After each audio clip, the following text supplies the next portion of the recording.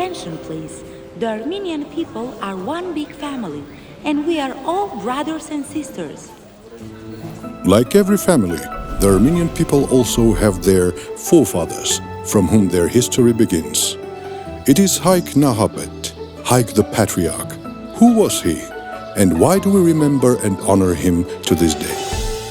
3,000 years before Christ, the largest and most famous city in the world was Babylon. It was decided to build the towering structure in Babylon that would be the tallest and most beautiful building in the world.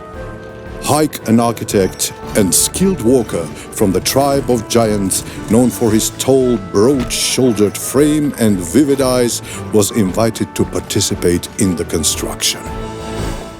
However, Bel, the king of Babylon, who was also from the tribe of giants, declared himself a good and decided to conquer all the nations of the world.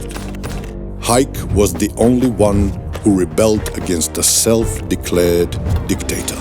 Along with his sons, family members, and others, he left Babylon for the land of his forefathers, the land of Ararat, and settled there. Bel offered Hayk to return and obey him, promising a life of happiness and ease in exchange. But Hayk refused. He decided to stay and establish a country in the land of Ararat, one based on creativity, nobility, and humanism. Unable to convince Hayk, Bel decided to resolve the issue through the violence and led a large army to attack the land of Ararat. Back then, the main weapons were the sword and the javelin. However, Hayk and his sons had another powerful weapon in their arsenal, the longbow. Crafting such a longbow required special skills and knowledge, and the warrior had to possess great strength. Hayk's longbow was as tall as he was, and the arrows had 3 edges. Even from a long distance, they pierced and tore through the strongest armor.